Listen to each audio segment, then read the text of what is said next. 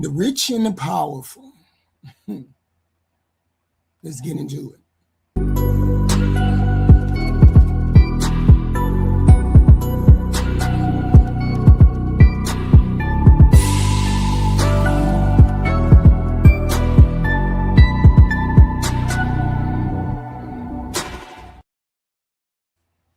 Hey.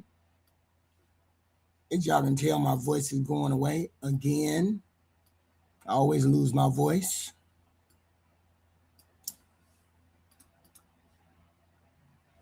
There's something really uncomfortable when we talk about people like Jeffrey Epstein.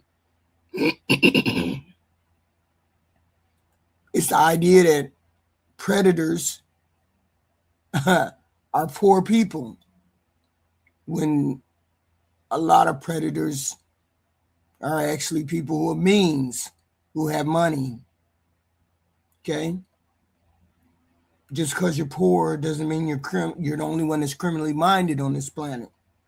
We've been conditioned for decades to believe that crime lives on the wrong side of the tracks. That danger comes from people who don't have money, education, and status. But that simply is not true. Criminal behavior does check your behavior. Shoot, my voice, I'm sorry, y'all. Your bank account does not determine whether you're going to be criminally minded or somebody who actually lives a decent life. Today we're talking about Jeffrey Epstein. Okay?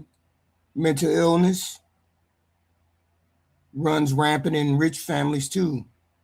Sexual predators do not limit themselves to poor circles.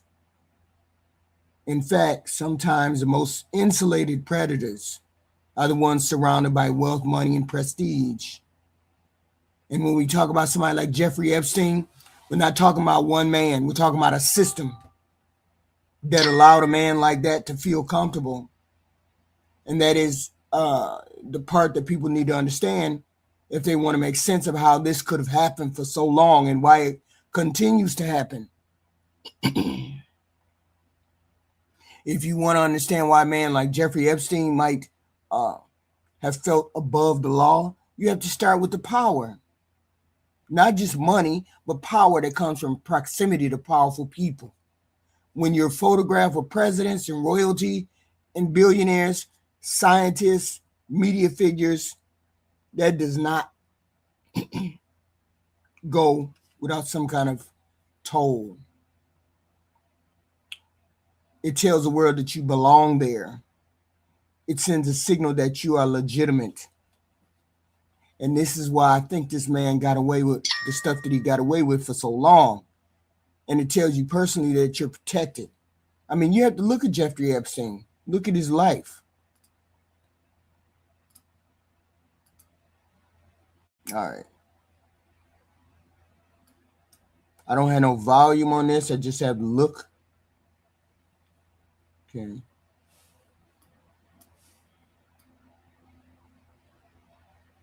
Okay. You just have to look at his look. He wasn't operating like a street thug. He built an image of sophistication, right? He positioned himself around elite institutions and people. He donated money to universities. He hosted gatherings that attracted influential people. That kind of social position creates insulation. When a powerful people allow you to enter their inner circle, even casually, it becomes hard for the average person to believe that you're capable of the monstrous behavior that this person was attributed to. Then you add the legal history. When Epstein was first prosecuted in Florida in 2008, he received what many people viewed as a lenient sentence. He did receive a lenient sentence. I believe that Donald Trump helped him get that lenient sentence. Okay. Or all of those powerful people helped him get that lenient sentence. Whether people agreed on the details or not, what matters is how that outcome would affect someone like him mentally. If you commit serious crimes and the system responds softly, you don't walk away humbled. I mean, if I did some heinous shit and you only gave me 3 months, I'm gonna walk away as though I'm untouchable. You walk away emboldened to do these things again. You begin to believe you can survive all of that. Oh man, they just put me in jail for a minute. These are pictures of Epstein's Island. And that's how the untouchable mindset forms. It's not just about ego, right? It's reinforced by experience.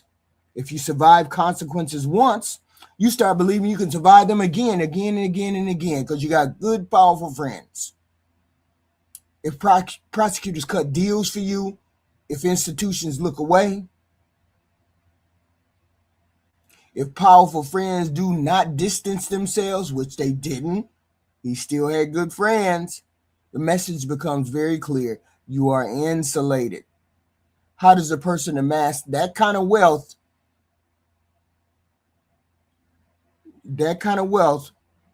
and still keep what was going on? Now add personality traits that are common in high-level predators. Extreme narcissism, because Epstein was not an ugly man. He was actually a handsome man. A handsome man for the time, for his age, even when he probably was very handsome when he was young. Lack of empathy, the ability to compartmentalize, the belief that rules are for other people. When you combine all those traits with wealth and influence, you create a very dangerous human being. Someone like that does not think in terms of morality. They think in terms of leverage, which is what we are saying through the Epstein files. They think in terms of access. They think in terms of control. At that point, the law stops feeling like a threat and starts feeling like an obstacle that can be managed. Okay? There's another uncomfortable thing we have to address. A lot of people subconsciously believe that degeneracy, abuse, and criminal behavior mostly live among the poor people. That belief did not come from nowhere. It has been shaped by media coverage for decades. When someone commits a robbery, we see mugshots. When there's gang violence, we see flashing lights. When someone in a low-income area commits a crime, it's loud, visible, and repeated on the news. White-collar crime, elite exploitation, and abuse in power circles often stay quiet for years. There are no sirens.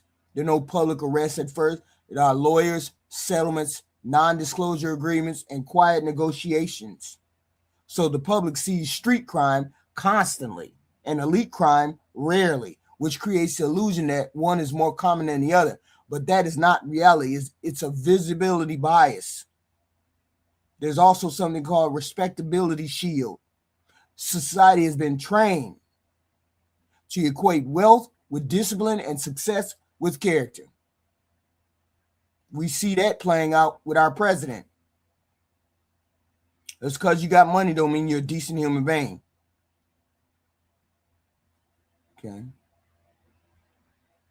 If someone is rich, well-dressed, and educated and moves in powerful circles, people assume they must have morals.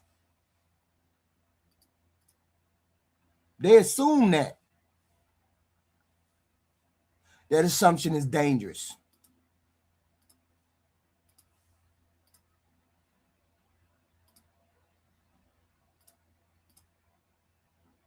Okay. That assumption is dangerous.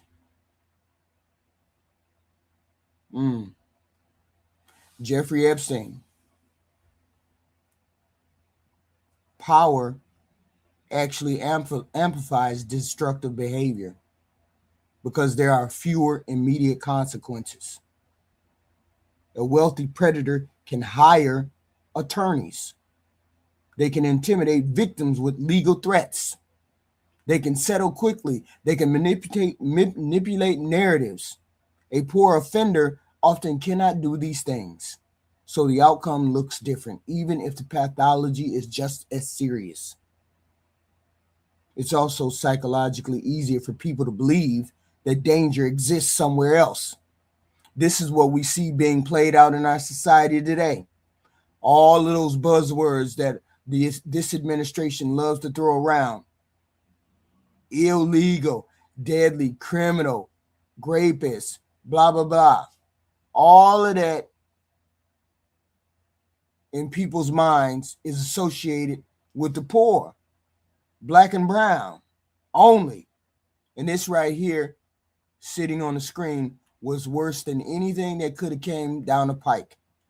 White, male, rich. White, male, and rich. Admitting the elite circle contains predators. That this is a predator worse than anything that's probably on the street right now. Forces society to confront corruption in institutions, failures in prosecution, and the uncomfortable truth that status can shield wrongdoing for a long time. Okay? And this is what we have in Jeffrey Epstein, which is wild to me that people have not put that together. They continue to say, the immigrants are bad. The immigrant, they're killers, they're rapists, they're murderers, they hurt people.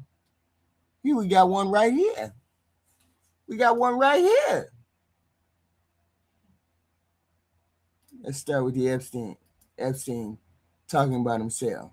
We got one right here. And nobody thought nothing. And nobody said anything. Just let the man walk around and hurt people. Santa Fe Institute. Why, when you're at the top of your game on Wall Street, do you decide to finance, which was at the time, or endow, or become the donor or sponsor, however you want to say it, for what was considered the most cutting edge group of mathematicians in the world? Action. So Santa Fe Institute in the late 80s, early 90s, I was interested, I was on the board of Rockefeller. So that starts, Rockefeller University, formed by John D. Rockefeller to sort of give back to the community. It's east side of Manhattan, except it was old. It was sort of old fashioned. They were talking about medicine, and medicine by itself was again subject to the ideas of science. They were trying to use science to find cures for disease. And I said, no, we need to do something different. We need to start interdisciplinary work. In most, how did a schmuck like you get on the board of Rockefeller? What year was that? So you just listen to how this begins, how he begins. It wasn't anything unusual. The man wasn't unusual. Okay. He said, we can't do it like that. Started with Rockefeller, elite institutions, Nobel Prize winners in the room with senators, the smartest mathematicians in the world. They were listening to this person. This is not small talk. This is not casual. This is someone who is letting you know that he's very influential. When somebody starts this story by surrounding themselves with a powerful name, they're not just giving us information. They're telling us who they believe who they are. They're saying, understand the level that I'm at. You ain't on that level. Bannon, who is a degenerate his damn self, who was doing the interview, says, how does a smuck like you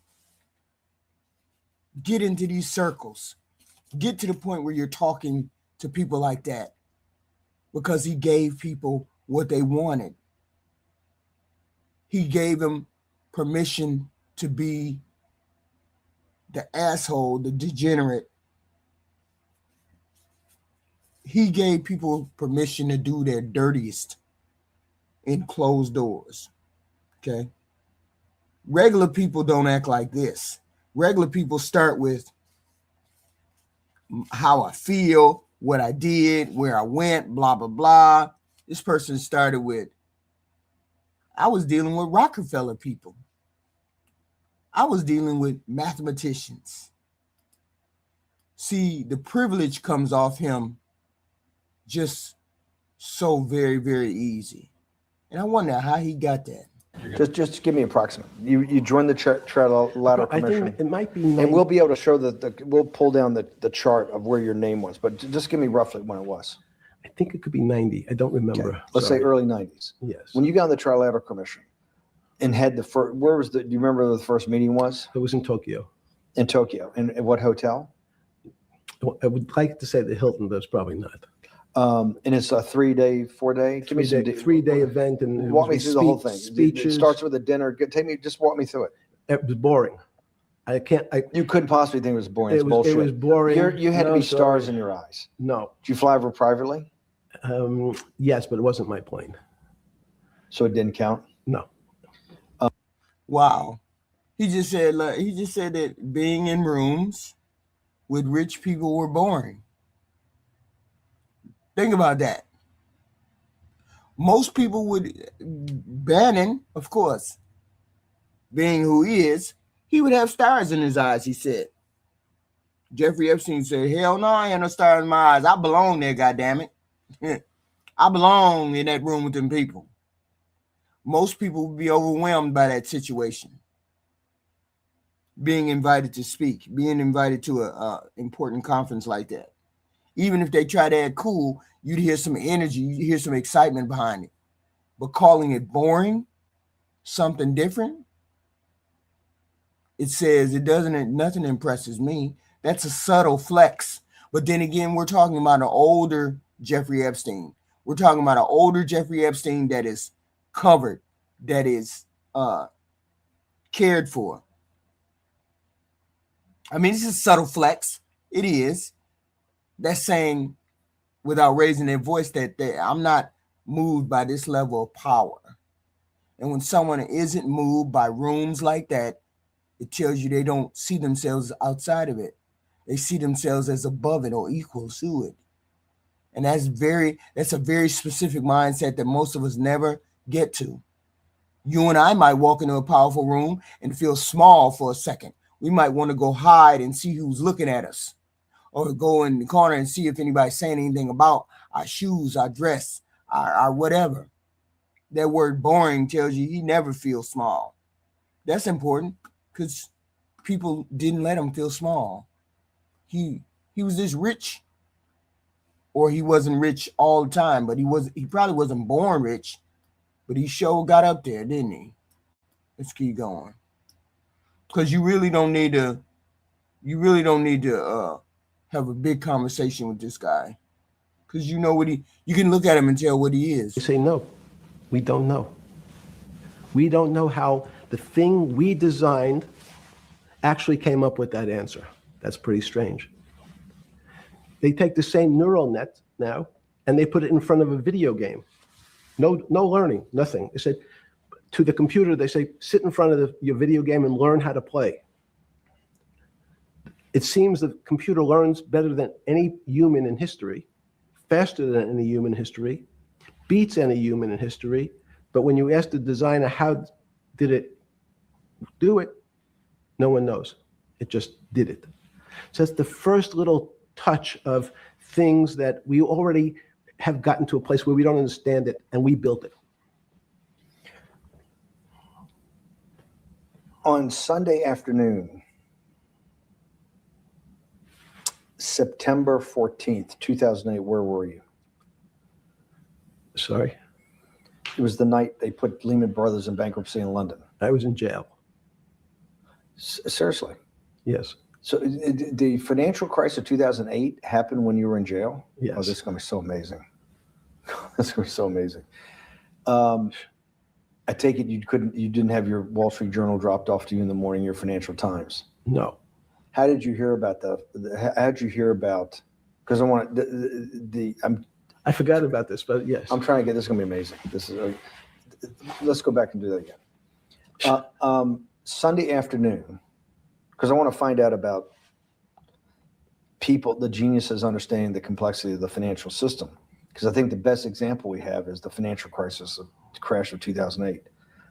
Sunday afternoon, September 14th, I think it was, 2008, is when they were working feverishly in Midtown Manhattan at the Lehman Brothers offices and at various law firms around town, and with the Secretary of Treasury in the Federal Reserve, what they're going to do with Lehman. They decided they weren't going to save it. And so they prepared to put it into bankruptcy at the open of the market in London the next day. How did you hear about what was going to happen to Lehman Brothers, and what did you immediately think when you heard that it was going to be put into bankruptcy? I'm glad you asked that question. I was in solitary confinement September 14th. And again, some of the public stories about the wonderful time I had in jail and my work release, which didn't come till months after. I'd been there since June in an 8x10 cell with a bed in the back, a 6-foot bed in the back, a chrome sink with a toilet attached to it, and a little piece of metal sticking out that was supposed to act as a table. Now, since I was in jail, there were no books. Why? There's no library. No library, but you're in jail. No, I was in jail, not prison. So in jail, I was in a place that was called the Special Housing Unit, which is for the roughest, toughest, meanest people. They had put me there, they said, for my own protection. So I was in an 8x10 cell with a little slit in the door where they would serve my food on a tray about 9 inches by 4 inches. And then as soon as I finished eating, they'd take the tray and close it down. And one of the guards said, do you understand there's Wall Street's crashing. I'm worried about my pension fund. What should I do? And I said, sorry, Wall Street's crashing? What's happened? And he said, there's some crisis and some companies are going bankrupt. I said, are you sure?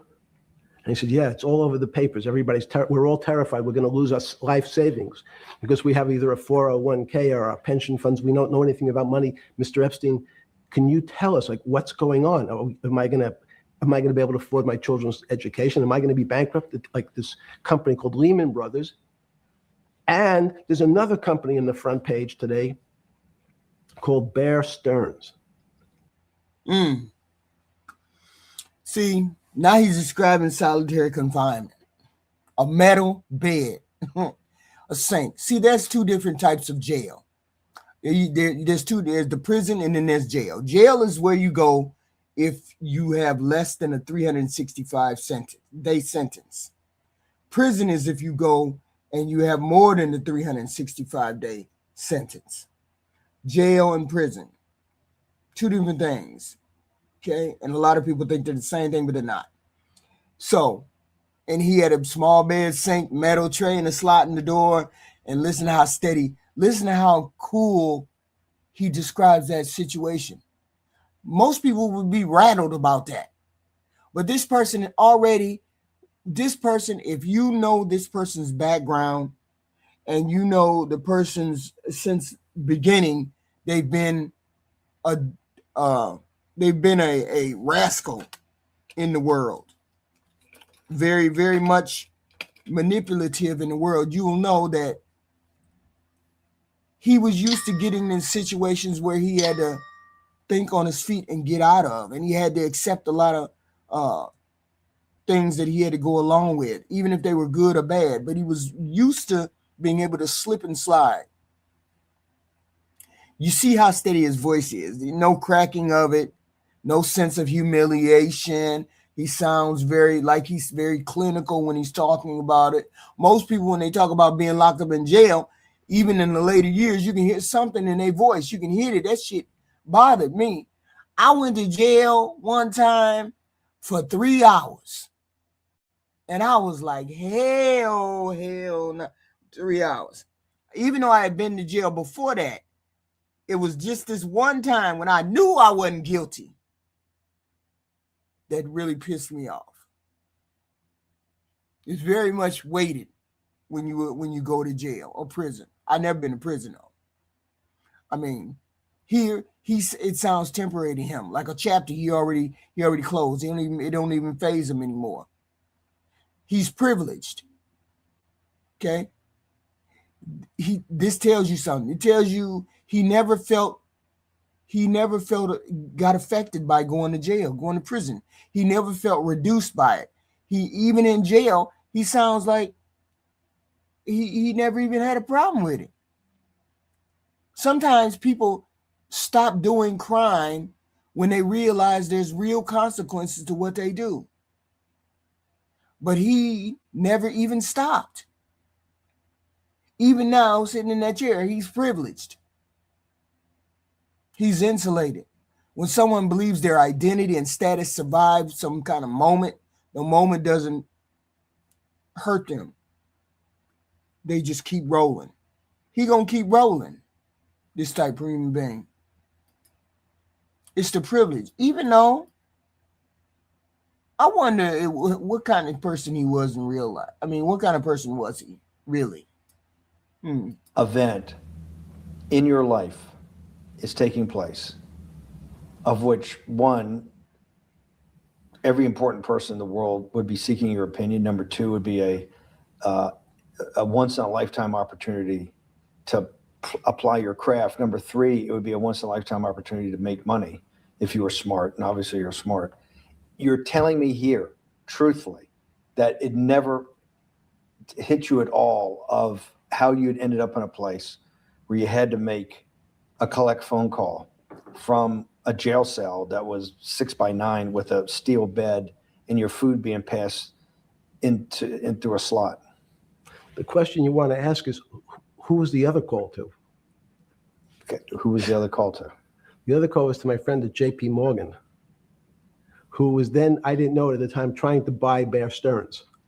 So at one point, I had two phones. It was difficult because they're afraid people are going to hang themselves with the phone cord. So they don't actually come together and they're pretty short. So I was actually going between two phones talking to Bear Stearns and JP Morgan at the same time. So I found it amusing. And it never struck you about how to end up in a situation like this? No, that would be probably means I would be too self-aware. You can't possibly expect me to believe this. I know. I don't believe it. You're telling me that during that day, you never had a moment. You sat there and go, what the fuck have I done with my life? And I'm in a 6x9 jail cell when I should be on a trading desk, or I should be in my $250 million, greatest townhouse in New York City, taking calls from the king of Saudi Arabia, the president of China, the head of Russia, the president of the United States, to save the world's population from a financial debacle. You honestly expect me to believe that never happened?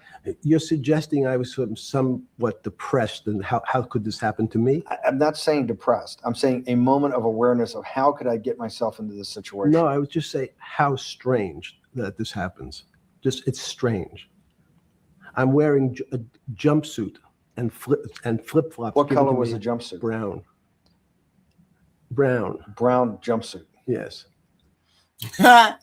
So Bannon asked him, how did you think you would ever end up in a brown jumpsuit? You see the privilege that is dripping off of this human being. And the only way you get that kind of confidence, the only way you get that kind of nerve is that you have powerful people protecting you. A lot of powerful people protecting you. Most people, when their life explodes like his did, public humiliation. Even if they defend themselves, they admit something inside them was wrong or correct or out of place. They say they had to sit with it and grapple with it and do all. They questioned themselves. They felt shaken. He didn't feel shaken. According to him, it didn't bother him one thing at all. Not one bit at all. That's not accidental. Admitting you were shaken means admitting you lost control or admitting that you went down the wrong path. But he don't even admit that. Okay? So instead of saying I was broken and I shouldn't have been where I'm at, he said it was strange. Very strange.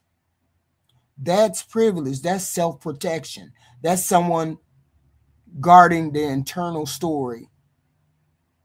That's someone who feels as though they're going to get out of whatever the problem is that they did. Whatever thing they found themselves in, they finna get out of it.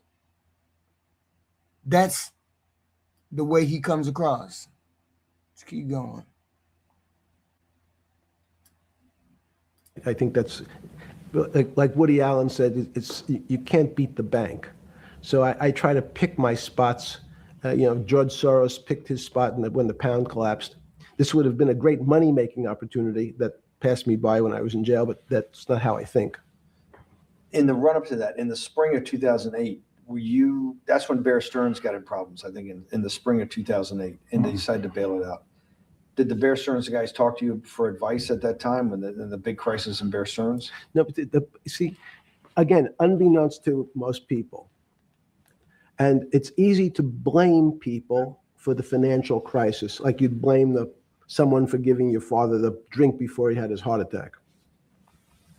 But what really happened, the real enemy of the finance system was Bill Clinton.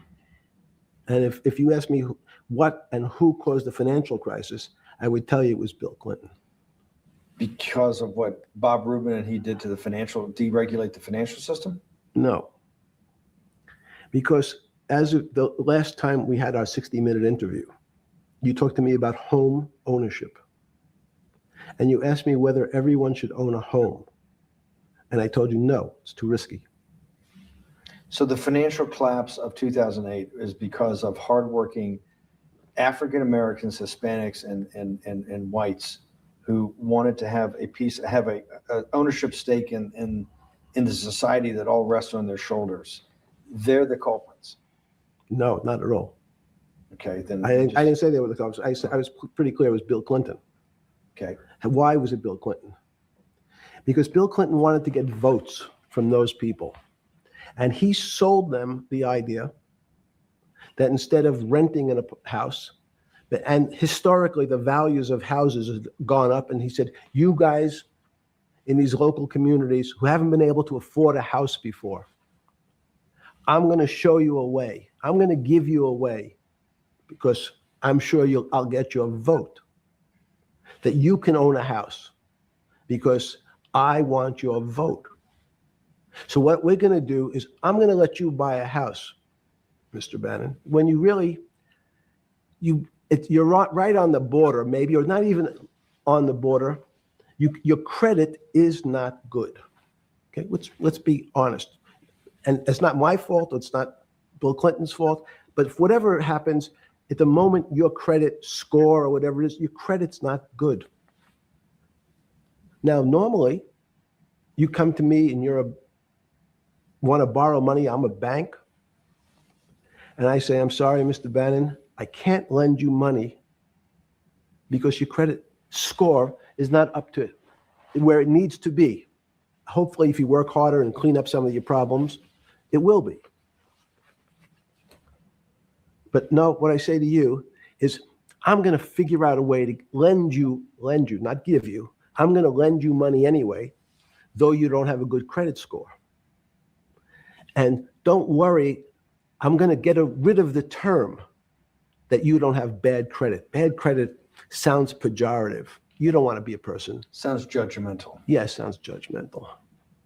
So what we're going to do is we're going to call your credit situation subprime. Oh, nobody knows what that means. Subprime. That means prime is good credit.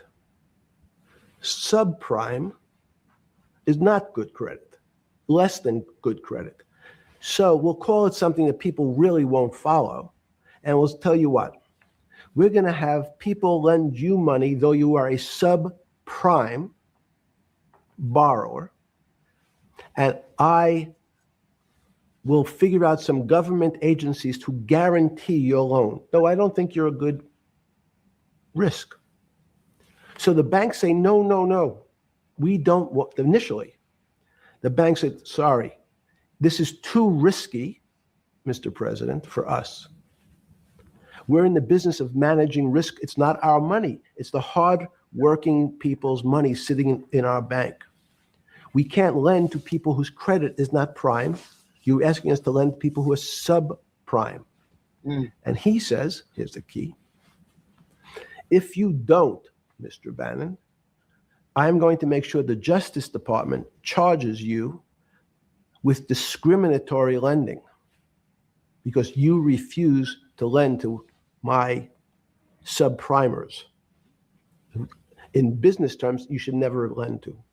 But I mean, how did he get to the point where he was given those kind of decisions?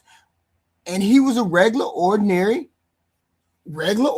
individual. And people let him in these circles. How did he go from being a regular old school teacher, background in school teaching? How did he go from being a regular old school teacher who sort of got kicked out of being a school teacher because he was being inappropriate? How did he come from being a school teacher to being somebody that financial gurus and people like Howard Stern, JP Morgan and Bear Stern and all of them went to for advice? How did he become that person? Okay. How does he do that? Okay. So powerful people had to be around him for a long time in order to accept his word as good and to overlook the things that he was doing on the island, doing in his other two places, other two homes that he had, specifically near New York, and I can't remember where the other one is. How did he get away with it? He had a lot of rich friends. You can't tell me that his buddies didn't put him in positions of power. His buddies put him in positions of power. His buddy put him in positions like this because he was providing services for them. He was providing girls and things like that for them. Girls and parties. Y'all saw his island? Y'all saw that island? That island was huge. People could get lost in that damn island. People can get lost on that island. You can hide a lot of things on that island. And he hid a lot of things on that island. They hid a lot of things that happened on that island. Okay. And I believe because he was friends with all these people, he was shielded. But when you couldn't shield him, they ended his life. I ain't gonna say that they ended his life. I'm not gonna say that. But I don't trust. when I say no one understands the system better than I do, it doesn't mean I You always understand. sound like a doctor. You're afraid he's going to get sued for giving a thing. Yes, you're not, no. gonna, you're No, not no, taking no. on any liability. There's no contingent Yes. liability here for Yeah, your no, answers. no. But the word understand is the problem. Okay. I don't understand the system. So I don't understand the financial Will you system. please stop? You cannot sit here and Yeah, tell me no. what we just went through. I'll go through again. The hedge fund managers, the money managers, the central bankers, the commercial bankers, the heads of the investment banks, the heads of all the trading desks, the top economists, and I'll throw in the business school lecturers at Stanford. Of all the top 200, 250, you can't name at the top of your head the guys are at least at your level. You have to understand it somewhat. No. Sorry. We all don't understand it. No one understands it. It's a miracle. It's that's part of the problem. It's impossible to understand. That word understand simply means if this happens here, that will happen there. It's predictable. Understanding means it's predictable. It's not predictable. That's the problem. It's very, in complex systems, that was the fascination. Is there a way to tease out some level of predictability? So even No, in fact, you would ask the question, it's a great question, which was it a stroke or a heart attack? Now, most people don't know that before they were going to have a stroke, they had a stroke. They just have a stroke. Do they understand why? In hindsight, you go back and you can make lots of explanations. It might sound good. And if you're talking to the working man, you're using language that he'll never understand. It's complex. So he, just like going to his doctor, he says he has a gastrointestinal problem, or he has diverticulitis, as opposed to saying, you had a stomach ache, you ate bad food. People don't like to say it in normal, everyman terms. The system had a stroke, but we don't know why. But you just, okay. Hardworking people, and there's a great social benefit, would you not agree, with having people having ownership in the system? When you say ownership in the system, it doesn't mean. Let's start over. Okay. Yeah. So flip over your phone to.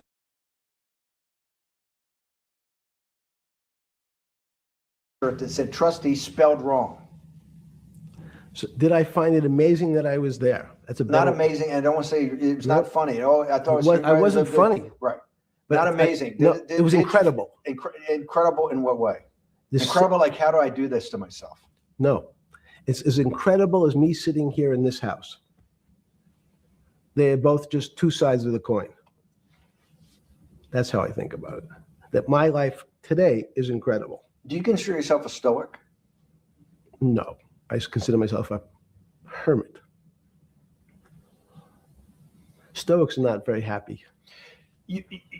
Being a hermit, then, being in that 6x9 cell, being in the cell, qua the cell, was not the problem, right? Correct. What was the problem? The eating the almond joy bars. Because you couldn't eat the food. No, right.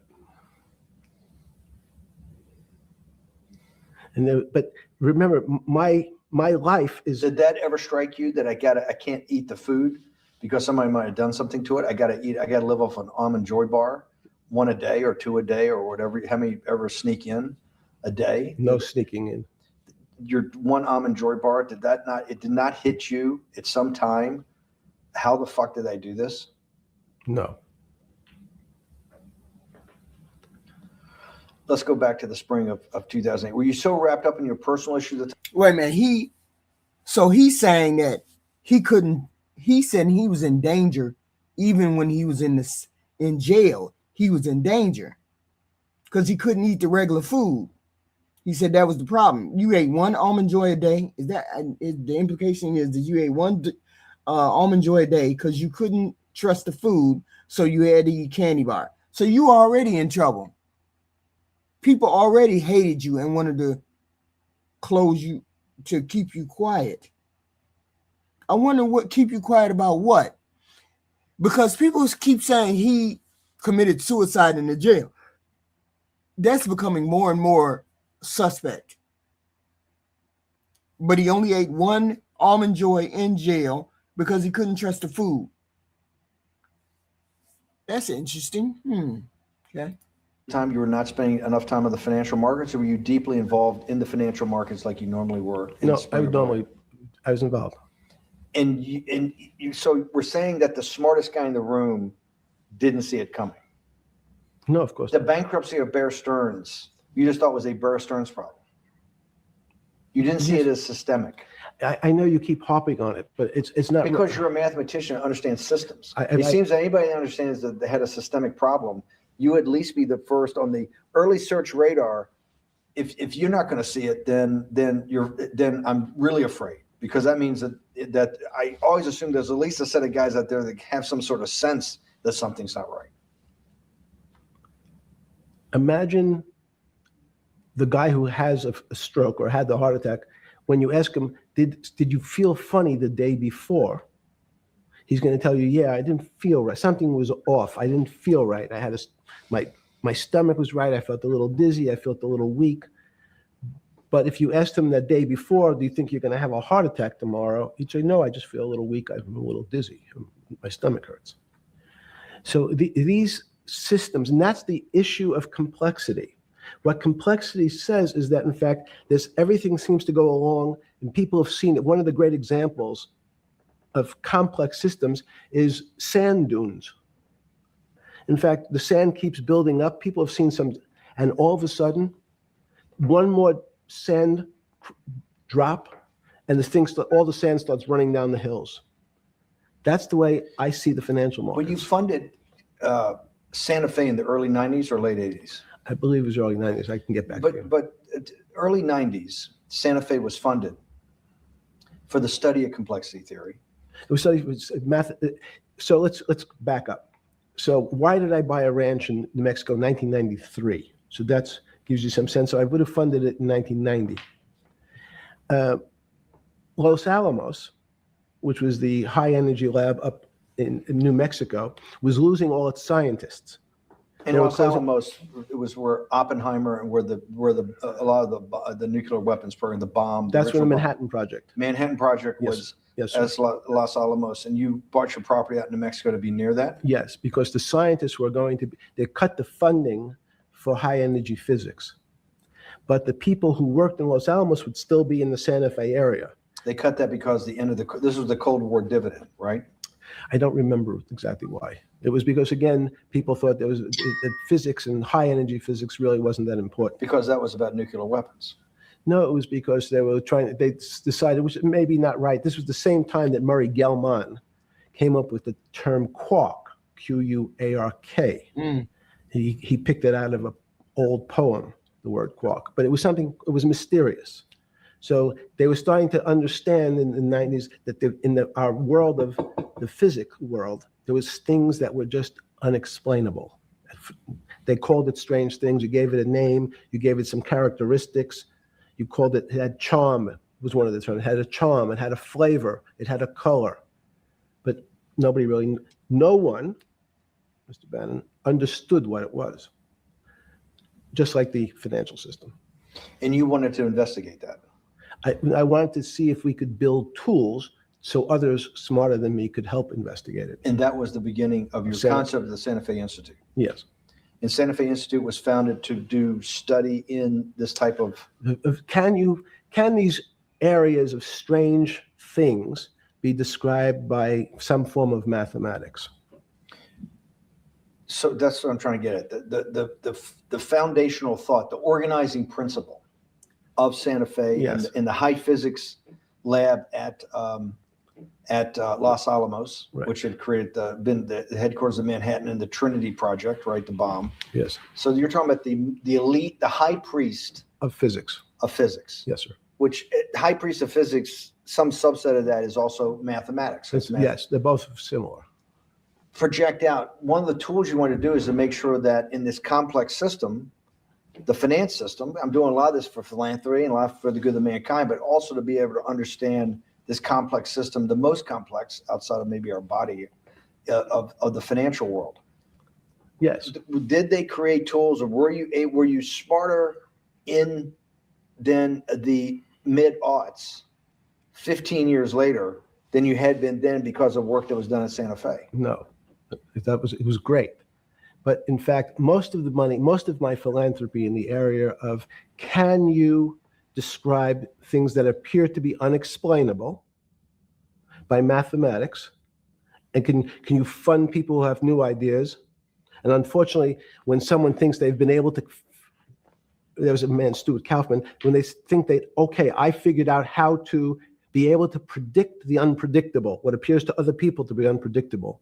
But my system, in those days it was called genetic algorithms, can predict what things will happen, then they all want to make money. So they use their systems to try to figure out, they know they have figured out the way to make money because they figured out the unexplainable. They try, they go bankrupt, and we start again. He was a philanthropist, gave away money. How did he acquire all of that money? He acquired all of that money, through secrets. We find out later on he was doing maybe Mossad work. I don't know what that entails. I don't know what all of that is, but I do know if you give me a service and I give you a service, what kind of services? This person was a useful person, had all the advantages in the world, all the advantages, all the money, all the friends, all the fame. He had all of these things, and yet and still he was doing degenerate behavior.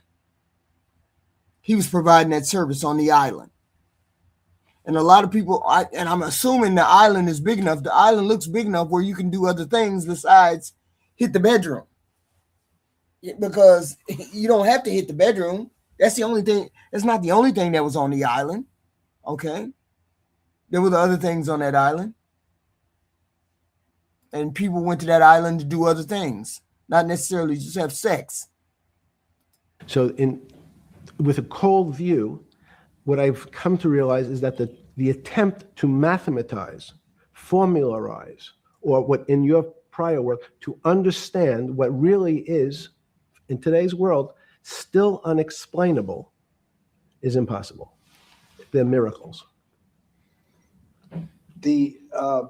Your first head of Santa Fe was Christopher Langdon. I need to stop right here. See, he doesn't talk like somebody who's going to get caught. Because he got a sweetheart deal. He was arrested and he got that sweetheart deal. And he wasn't that long in jail. I don't know how long, a couple of months, maybe. I don't know. So his life didn't miss a beat. This is after he went to jail the first time. His life didn't miss a beat that time. He talks like somebody who expected to return to the circles that he was at. That he was rich enough that he wasn't worried about other people. He wasn't worried about going to jail again. The expectation is that privilege. Regular people who are publicly disgraced like this don't speak about coming back, talking to heads of state, talking to heads of corporations, being accepted right back into, because the crimes that he committed, a lot of people don't think they're really crimes. A lot of men don't think they're really crimes. Therein lies the problem. Because a lot of men feel like, oh, well, if she old enough to come over here with a skirt on, she old enough to have X with. She old enough to do X, Y, Z with, she's old enough to do that with. So this is not one of those beat you over the head with a stick type crimes. That's why it was acceptable to a lot of people. And that's why we have the problem we have today with people trying to hide pedophiles, trying to hide these type men, because they don't think the crimes are too much of a crime. Sexual crimes, when people think of sexual crime, they think of rape. They think of brutality. They think of somebody sticking a dick in you and punch you in the face. That's what people think when it comes to sexual crimes. This was a predator. Very calm, very collected, very privileged. This was a predator. And yet he was protected, which is really, really, that makes me ill. It makes me ill to think that it was men and it was women. And to this day, people are still trying to protect this person. Okay? Still trying to protect this person to this day. And he doesn't have it. His interview is interesting, but it's not fascinating, because you just see the privilege that comes off of him. Okay? And he has the audacity to be able to talk about these things because he's in good circles. When did the beginning of that, was there any one aha moment in all these great thinkers? Did it happen before 2008? Was it after? That came up over, I know, many years, but when did you actually realize, hey, something Oh, new's so got to be developed. Yeah, that's great. Is that because again, I'm privileged enough to have people around me who've given lots of philanthropic gifts to institutions of higher learning, and when I said the impact, how do you judge the impact of your giving? And we sat down and said, no really new ideas have come out. And I realized that, of course, it hasn't come out because we've been looking at using science and mathematics, and it's the wrong tool. It's obvious. Institutions that are set up and try to put forward knowledge and understanding and truth, should they take your money? Derek Bach at Harvard said, taking money for good causes is a good thing. So if Hitler took all the gold out of the teeth of the Jews and said, I want to give this to Heidelberg University to fund the Leibniz chairs so that I can study high energy physics, Derek Bach would say that was fine? Again, it's these questions are questions where good people on both sides, like your Charlottesville, could differ. I don't know the answer to this question. So tell us the two. Give us the two answers. What the one answer why it shouldn't be, and then the one answer. Derek Bach says, I'll essentially take cash from anybody because I got so many projects, so many good guys, and this is the way I'll do it. So I'm indifferent to where the cash comes from. Money's money, and if I got good guys, I'm the fiduciary who says these are good people and this is good research. Okay, I'll take the cash from any source, including you. What's the other argument? Let me give you that. I know in my case, Is your money dirty money? If you live, I just asked a question. Is your money dirty money? No, it's not. No, it's not. Of course it's not.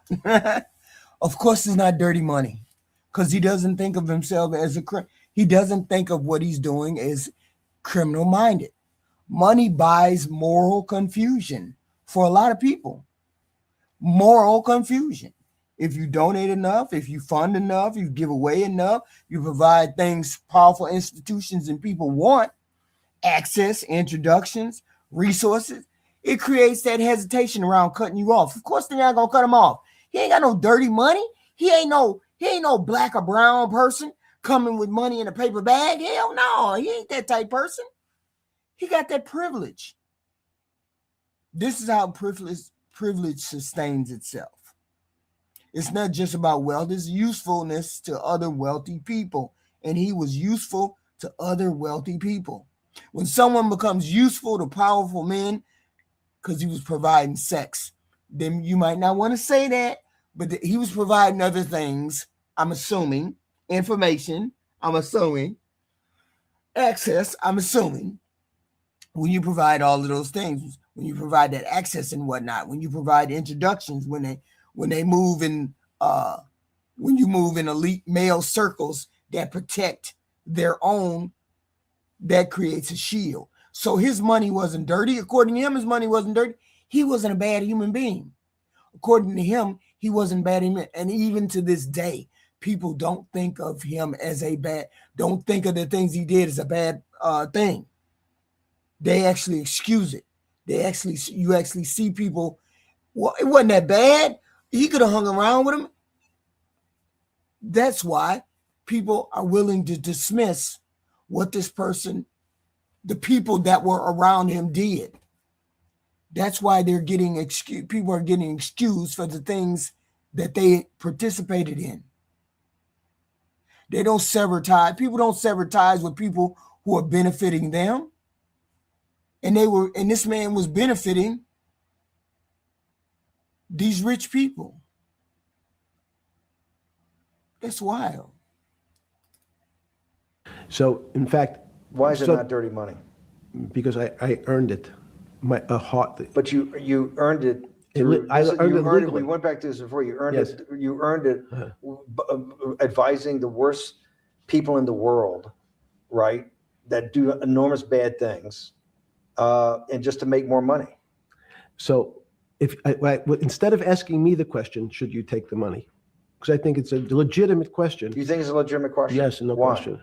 Because because I think you have ethics is always a complicated subject, but I can tell you that with the money I gave to help try to eradicate polio in Pakistan and India, instead of asking me whether that money should be given to these children for vaccines, I think you might want to ask their mothers who received the vaccine, who know their child now won't get polio, and ask them if Epstein should have helped these people. You're a mathematician. We walked into that clinic where they're giving that money out to these people that are in the most dire straits of poverty and sickness, and told them that the money was coming from class 3 sexual predator? Tier 1. Tier 1's the highest and worst? No, I'm the lowest. I'm the lowest. You're the lowest. Okay, tier 1, you're the lowest. But a criminal. Yes. That the money came from them. What percentage of people do you estimate? I understand you don't like probabilities. Do you estimate would say, I don't care, I want the money for my children? I would say everyone said, I want the money for my children. Did they know where the money came from? I think if you told them, if I told them the devil 100%. Himself. The devil himself said, I'm going to exchange some dollars for your child's life. Do you think you're the devil himself? No, but I do have a good mirror. It's a serious question. Do you think you're the devil himself? I don't know. Why would you say that? Because you have all the attributes. You're incredibly smart. You remember the devil is somebody knows smart? The devil's brilliant. You read Milton's Paradise Lost. No, the devil scares me. Satan is at the number 1 or 2 archangel, and the reason he goes to hell and leads the rebellion is because he can't be the top guy. And his thing is, I'd rather reign in hell than serve in heaven. I saw that in a movie once called American Dharma. I don't remember who said it. Okay, we have to go. Wow. He asks him if he sees himself as the devil, and he don't even look twice. He said, I got a good mirror. I got a good mirror, so I know what the fuck I am. So he knows what the fuck he is. That's not innocence. That's insulation. Insulation from all accountability. Okay? When someone has lived for years with power, cushioning them, coddling them, keeping them safe and warm, when they moved in circles where accountability is negotiated quietly, they stop reacting to moral language. Because Bannon said, you're a class 1 or 3 degenerate or whatever the hell he said, felon or whatever. He said, no, I'm the lowest one. I'm the lowest one. How the hell is he one of the most prolific child predators on this planet, and he's the lowest one on the rung of predators that hurt women? Girls? How is he on the lowest rung? Why isn't he one of the highest ones? Why is he one of the highest ones on that rung? Why wouldn't he be the highest one? Excuse me. Why wouldn't he be the highest ones? That's crazy. That's crazy. I had to actually look that up. They understand, a person like him understands that people don't stay outraged for long. They don't care. He don't see himself as the devil, but he got a damn good mirror. I like that. I like that line. I'm not the devil, but I got a damn good mirror. Okay. People, the outrage for this man, people stopped caring about it. The headlines moved in, networks, didn't nobody cover it no more.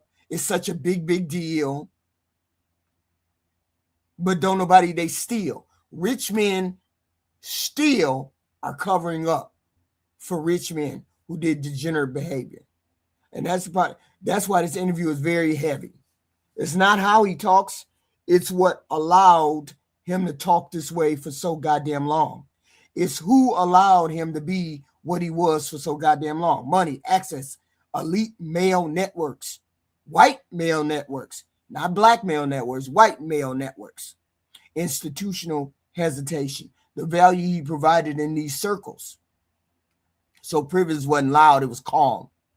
So this interview doesn't just show a man talking, right? It shows it shows what somebody who has privilege for so long, who knows that he has all the secrets.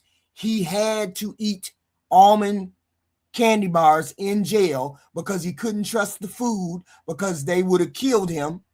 He was looking for somebody to put a needle in him. You see what I'm saying? He said he couldn't eat the food because he couldn't trust the food. And so he was eating almond joy, the candy bars. He was eating candy bars in jail because he couldn't trust the food. Which tells me he knew there were people who were hunting for him or who wanted to end his life because he had secrets. Okay. He had secrets on these people. Okay. And he is really not the story. He's just a person. He's just a cog in the wheel, and people put him in position. He got put into position to help these people, to get information. If I bring all of you people to my island and I give y'all drink, wine, pussy, I give you all the things, you rich white men, I give you drink, wine, and pussy, bring you to my island, get you drunk, get you to talking crazy, get you to talking crazy to some of these women, get you to talking crazy to some of these young girls, doing these weird things to these girls. I got secrets on your ass. I got secrets on you. And a lot of people, their inhibitions go away when they get naked. A lot of people's inhibitions go away when they start drinking. Okay. How do we make it about race? Goofy, electric crypt, goofy. How do we make it about race? Wasn't no rich black men hitting that damn thing. Maybe there are some. I don't know. I haven't seen any. I've seen pictures of people. But this is not a privilege where race is in it. Okay. Then stop asking about it. Why is it that it's got to be about race? That's fucked up. Shut up. Just dumb. For no fucking reason. So he was around people that he got privilege from. Mostly rich white men. It was what it was. Okay. You can't deny that. Bear Stearns, JP Morgan Chase, you had Trump there, you had Bill Gates there, you had all these people there. Okay. And like I said, the story really isn't about him. It's about the privilege that allowed him to stay where he was. Okay. The privilege that allowed him to stay where he was. And so he took advantage of all that. But look at Bill Gates. Hold on. Bill Gates made sure he brought his ass out there and said, "Oh, hell no, y'all ain't finna pull me into this shit. I'm finna apologize right now." Files saying, "We finna apologize right now." Bill Gates said, "The hell with that. Y'all ain't finna Gates pull me breaking in." his silence over his name appearing in the Jeffrey Epstein files, saying, "I regret every minute spent together with Epstein." And Bill Gates' ex-wife, Melinda French Gates, making it very clear tonight who she believes should be answering the questions about this now. Here's Pierre Thomas. Tonight, hold on. Let me play her. Let me play her first. Let me play Melinda Gates first, because Melinda Gates and them was in the file, right? And they were talking about Bill Gates gave her a disease, and he gave her a disease or some shit like that, and he wanted to get some medicine from whatever. See, here's the thing: if you can get, people keep saying, "Well, why would Bill Gates go to Epstein and try to get some medicine or whatever, or try to figure out how to get a doctor?" Because he didn't want it to come out that he had given they was fucking around, and he didn't want to give his wife nothing, or he gave his wife something, and he wanted to go to the doctor on the low and get some medicine. I mean, it was something convoluted about that. So let's listen to Melinda Gates on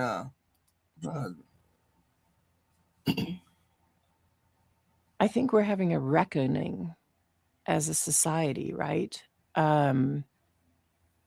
No girl should ever be put in the situation that they were put in by Epstein and whatever was going on with all of the various people around him. No girl. I mean, it's beyond heartbreaking, right? I remember being those ages those girls were. I remember my daughters being those ages, right? So, for me, it's personally hard whenever those details come up, right? Because brings back memories of some very, very painful times in my marriage, but I have moved on from that. Wait a minute. Hold on. Did she say it brings back many, many painful memories in her marriage? As in, it happened more than one time? This just wasn't one instance? Because if this was just one instance in which Bill Gates was being a degenerate, she would have just said, okay, the one time my marriage fucked up, blah, blah, blah. She said many instances. So Bill had his dick out in his hand all the time. Bill had his dick in his hand all the time. And so she would never have said that if it wasn't related to that sexual thing that was going on with Jeffrey Epstein. Access to the sexual thing that was happening. Wow, okay. Let's listen to this one more time. What? How did she say that? What? Those details come up, right? Because brings back memories of some very, very painful times in my marriage. Very, very painful times in her marriage, meaning there was more than one time that she had to worry about Bill Gates. More than one time. Okay. So it brings up painful memories for her more than one time. So that tells me, so you mean to tell me Bill Gates said he never went to that? Well, we're going to listen to Bill. Hold on. But I have moved on from that. I purposely pushed it away and I moved on. I'm in a really unexpected, beautiful place in my life. So whatever questions remain there of what I can't even begin to know all of it, those questions are for those people and for even my ex-husband. They need to answer to those things, not me.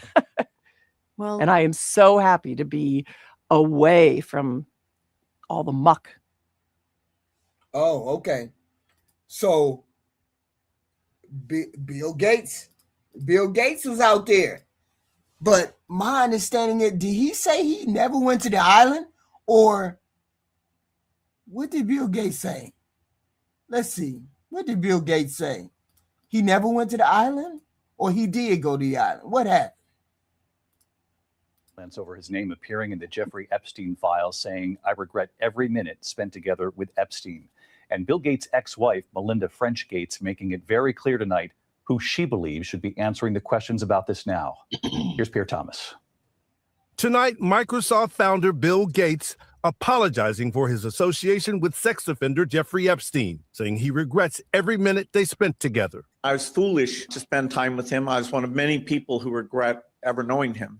Gates said he never witnessed or took part in any inappropriate behavior. Are y'all really, really going to believe that Bill Gates didn't indulge in any behavior that Epstein had to pull out of his fucking back pocket? Are we really going to believe that when your wife just said, it reminds me of painful times in my marriage, many painful times in my marriage.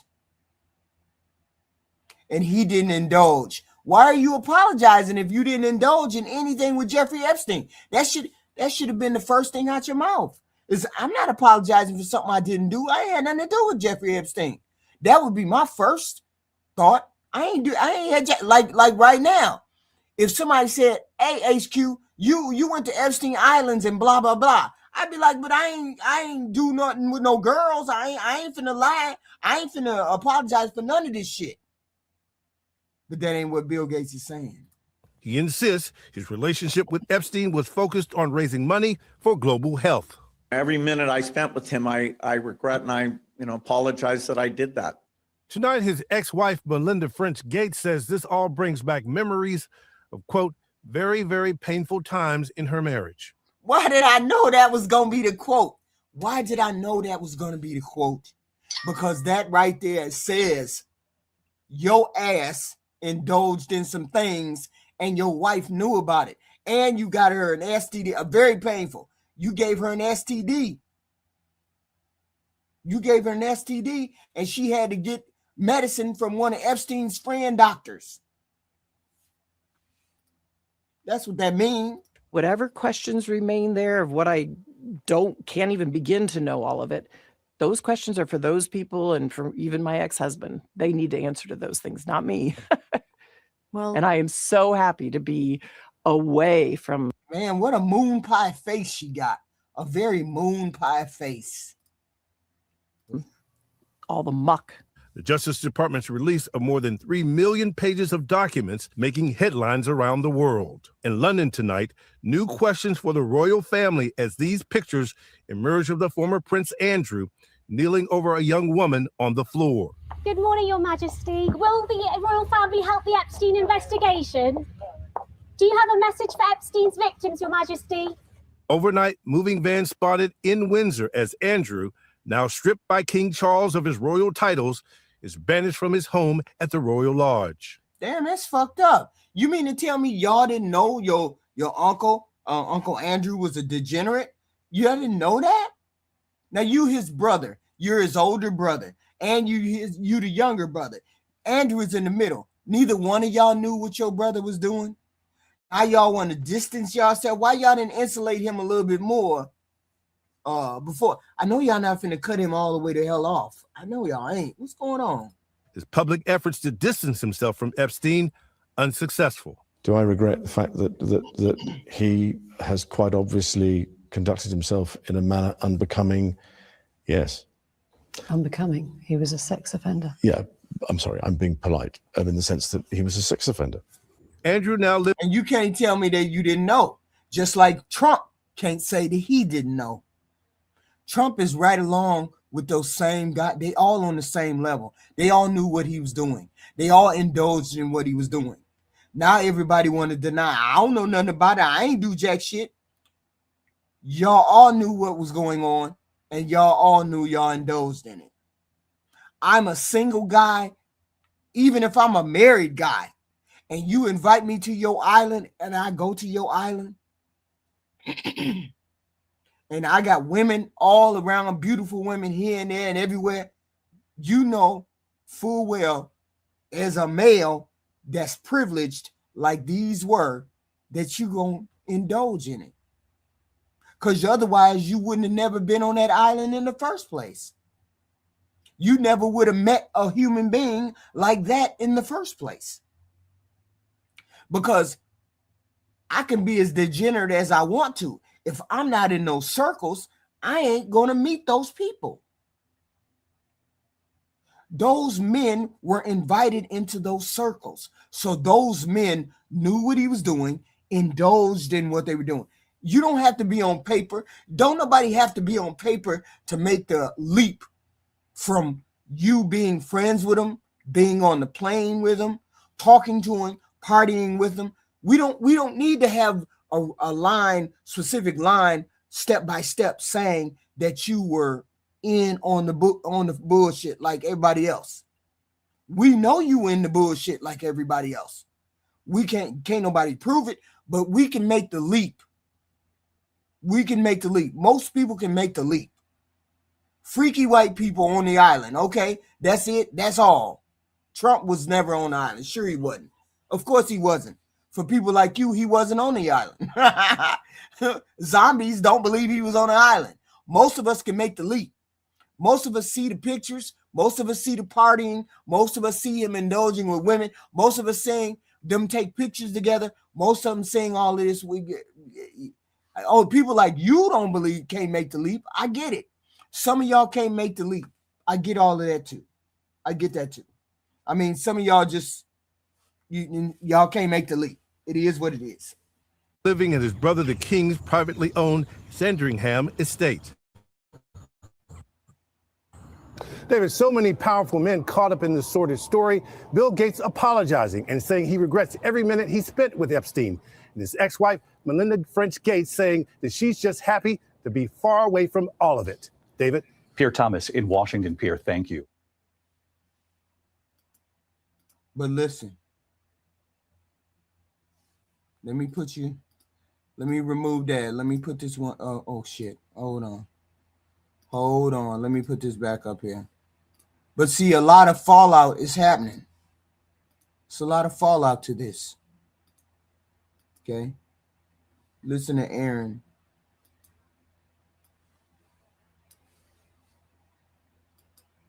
Over being named in the Epstein files in connection with Jeffrey Epstein. Wait a minute, hold on. Damn, that's what I hate about this damn thing. Multiple wealthy and powerful people.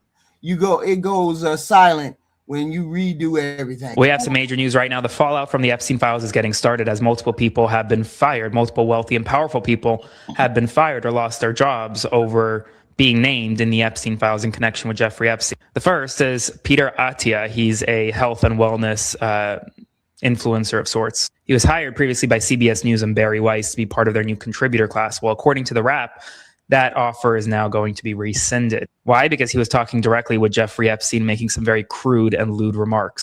Now, meanwhile, Peter Mendelsohn, Lord Mendelsohn, a very wealthy and powerful politician in the United Kingdom, well, he has been forced to resign from the Labour Party. Soon, he may also be completely removed from the House of Lords, and British authorities have begun to investigate him for possible criminal offenses. This fallout is only going to grow bigger. There are more wealthy and powerful people directly intertangled with Jeffrey Epstein. Not saying that they committed any crimes in particular, but what I am saying is investigations are warranted. They really are. Spread the word. Follow along for all the news you need to know about. We have some major news right now. So, you got plenty of folks that fall out. You can't tell me, and I'm not even gonna argue with folks. We ain't even finna argue with y'all. We're not gonna argue with y'all. People will say, no, Donald Trump wasn't involved with him. He's not in the file. He don't need to be in the files. He don't need to be in the files. We know he was one of the people that indulged with things related to Jeffrey Epstein. He was best friends with the man. If you're best friends with the man, you know what the man is doing. You know what he's doing. You know he's involved in passing information. You know he was involved with young girls. You know all of these things. That was your best friend. Your best friend knows these things. Okay? Nobody, that's not even an argument. Nobody's gonna argue that. They were best friends. That's what they were. Okay? And people believe because he's not directly related in the email.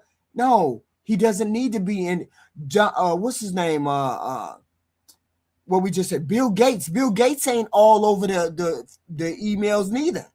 He may be mentioned one or two times too, but he indulged in that activity. A lot of these people indulged in that activity. Because nobody thought anything about the sexual revolution. Nobody thought anything about it. We're rich, powerful white dudes. We don't get pulled over. The police don't call us. The police join us. They don't put us in jail.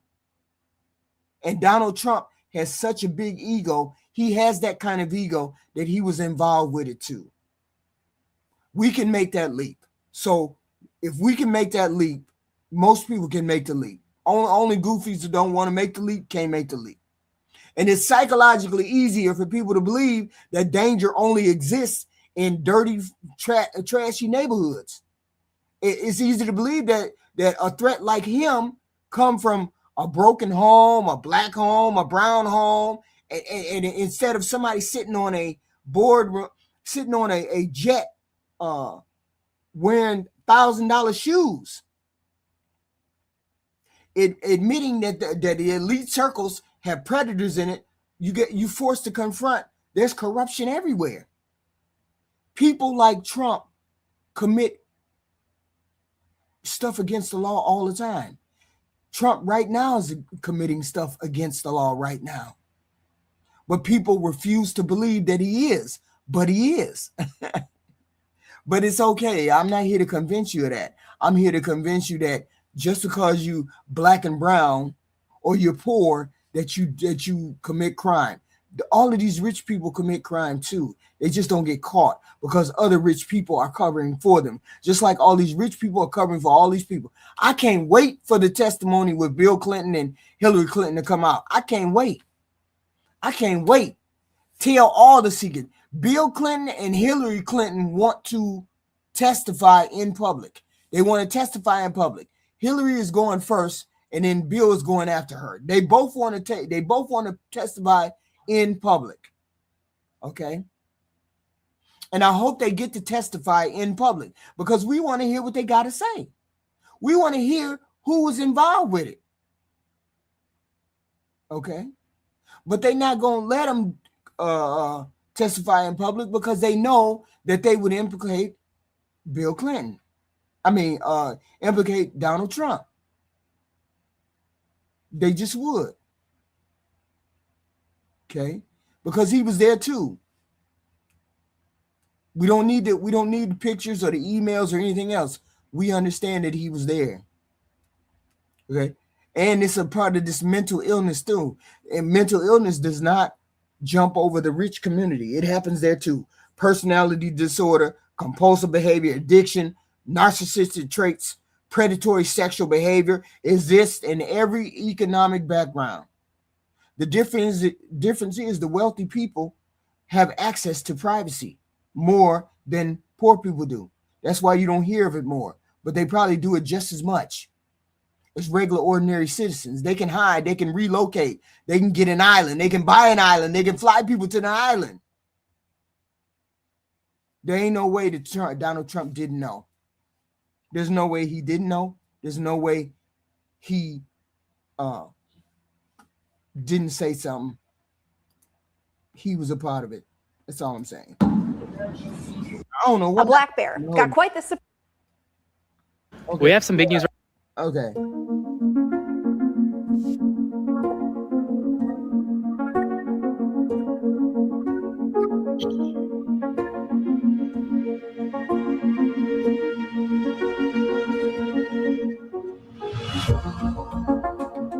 Y'all see that video? Where's missing time? The missing time that janitor goes into that room, and then the garbage can.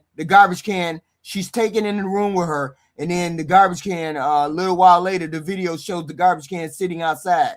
What happened between the time she came? Somebody put that garbage can outside. She took it in, and we don't see nobody coming back out.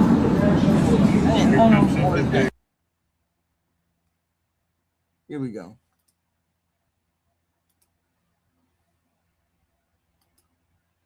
Okay, what the hell is wrong with this damn thing? So the Epstein files have named. So the Epstein files have named our music legend Stevie Wonder. I'm gonna be mad. Y'all screwed over my. Fuck it. I can't figure it out. Fuck it. It was a video of Jeffrey Epstein in his cell and the missing minutes in his cell. Okay. But here's the thing. If there's one thing people need to understand, criminal behavior is not a poverty problem. It's not specifically labeled just for poor people. It's a power problem. It's a human problem. And when wealth and influence intersect, that predatory psychology, the damage is massive. He did a lot of damage, and the men that came along right behind him did a lot of damage. And I seen somebody in the chat say, if Donald Trump was involved with X, Y, and Z, we would have heard about it. Why would we have heard about it? I don't understand. I didn't know jack shit about Bill Gates, and Bill Gates is the richest man in the world. Why didn't I hear about Bill Gates? Why didn't we hear about Bill Gates? Why didn't we hear about Larry Summers? Why didn't we hear about any? No, we didn't. Ain't nobody heard about that on no large scale. Stop lying. We didn't hear about Bill Gates. We didn't hear about Tiger Woods until Tiger Woods' wife hit his ass with a fucking golf iron. We didn't hear about none of that. So why would we have heard about Trump when we didn't pay attention to Trump? That's not a defense. Just because we didn't hear about it. You heard rumors, but you didn't hear no big blow up like this. You did. Most people didn't. So my whole thing is, just because we didn't hear about it in the mainstream don't mean it didn't happen. We can surmise what Donald Trump has such an ego that he would never have allowed these things to go on, and he wasn't a part of some of it. So I didn't hear about, because I don't care about what white men do. That's basically it. So I wouldn't probably pay the attention to that anyway. Jeffrey Epstein did not feel uncomfortable because he was special. He felt untouchable because the money insulated him. Power surrounded him, and the early consequences failed to stop him. He went to jail once, it didn't stop him. He went and did it again, kept doing it. That combination created that man who believed the rules didn't apply to him. Of course the rules didn't apply to him. Of course they didn't. If I got away with murdering somebody two years ago and nobody caught me, I'm going to do it again if I have to. I'm not scared to do it again, according to him. If I keep having sex with young girls and I don't get caught, I'm going to keep doing it again, because ain't nobody you put me in jail once. Oh, that wasn't nothing. It wasn't no big deal. I got a slap on the wrist, not a big problem. So he did it again, and he still was insulated until they knew that he couldn't get out of it. And once they knew he couldn't get out of it, they I don't want to say they offed him, because I can't tell. I don't care. I can't tell.